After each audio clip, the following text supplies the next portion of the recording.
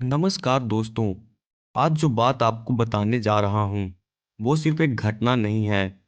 ये पूरा सिस्टम का असली चेहरा है। शंकराचार्य स्वामी मुक्तेश्वरानंद जी एक बड़े धार्मिक गुरु ने मौनी अमावस्या के पवित्र स्नान से रोका गया। उनके शिष्यों को पीटा गया, धक्का दिया गया, उन्हें पकड़कर घसीटा गया। क्या हो रहा है समझ में नहीं आता। संतों को नहीं करने दे रहा दर्शन, बताइए हमारे स्वामी जी को मार रही पुलिस प्रशासन कितनी सरकार। और ये सब किसके राज में हुआ? उस सरकार के राज में जो दिन रात हिंदुत्व का झंडा लेके घूमती है। सनातन सनातन सनातन सनातन सनातन हिंदू हिंदू हिंदू। आज इस वीडियो में हम पूरा सच खोलेंगे। घटना बिल्कुल क्लियर है। मौनी अमावस्या के दिन शंकराचार्य स्वामी मुक्तेश्वरानंद जी स्नान के लिए जा रहे थे, लेकिन अचानक उन्हें रोक दिया गया। उनके साथ जो शिष्य थे उनके साथ दुर्व्यवहार हुआ, मारपीट हुई, धक्का मुक्की हुई और कुछ को तो लिटरली घसीट कर हटा दिया गया।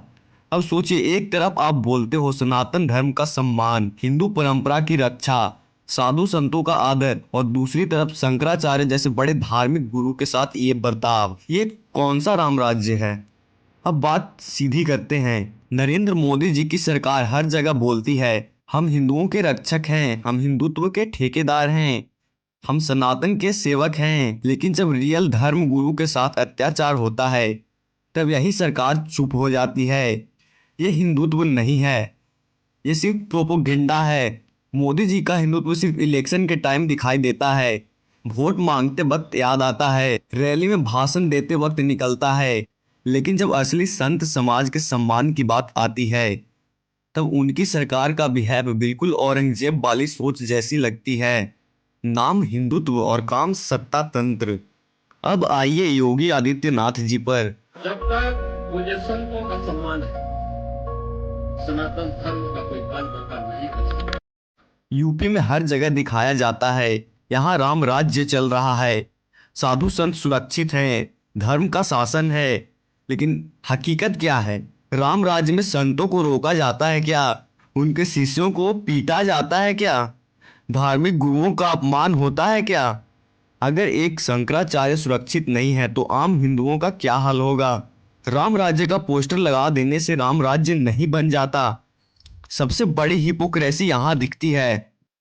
टीवी पर बैठने वाली एक पूरी गैंग है जो रोज चिल्लाती है हिंदू खतरे में है, सनातन पर हमला हो रहा है, हिंदू धर्म संकट में है। लेकिन जब रियल में हिंदू धर्म गुरु के साथ अत्याचार होता है तब ये सब कहाँ चुप हो जाते हैं। ना कोई ट्वीट, ना कोई प्रोटेस्ट और ना कोई आउटरीच, क्योंकि उनका दर्द हिंदू धर्म नहीं, उनका दर्द सिर्फ मोदी सरकार होती है। ये लोग हिंदुओं के रक्षक नहीं, सिर्फ पॉलिटिकल दलाल हैं। अब बात मीडिया की। अगर यही घटना किसी नॉन बीजेपी स्टेट में होती तो आज तक 100 डिबेट्स हो चुकी होती, एंकर चिल्ला रहे होते, हिंदुओं पर अत्याचार के हैशटैग चल रहे होते।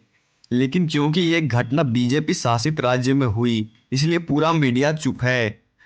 प्राइम टाइम पे फिल्म स्टार, पाकिस्तान, लव जिहाद, रैंडम फालतू मुद्दे चल रहे हैं, पर शंकराचार्य के अपमान पर एक शब्द नहीं। यह है हमारा गोदी मीडिया। सबसे बड़ा डबल स्टैंडर्ड यहाँ दिखता है। बांग्लादेश में कुछ हो जाए तो पूरा इंडियन मीडिया रो पड़ता है। नेताज बोलते हैं वहाँ हिंदू खतरे में है, वहाँ मंदिर तोड़े जा रहे हैं। बिल्कुल सही है, उस पर बोलना चाहिए।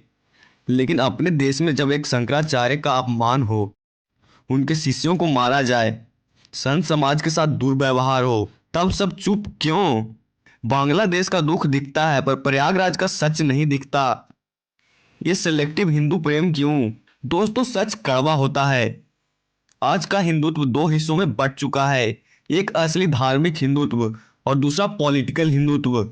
असली हिंदुत्व बोलता है संतों का सम्मान करो, परंपरा बचाओ, धर्म का आदर करो। वहीं पॉलिटिकल हिंदुत्व बोलता है जो सरकार के साथ है वही असली हिंदू है, जो सवाल पूछे वो देशद्रोही।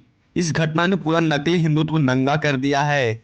इस वीडियो का मकसद ना किसी धर्म के खिलाफ है ना किसी समाज के खिलाफ। सवाल सिर्फ इतना है, अगर आप सच में हिंदू धर्म के रक्षक हो तो शंकराचार्य जैसे संत के साथ ये क्यों हुआ? आज नहीं बोलोगे तो कल हिंदू की आवाज दबा दी जाएगी।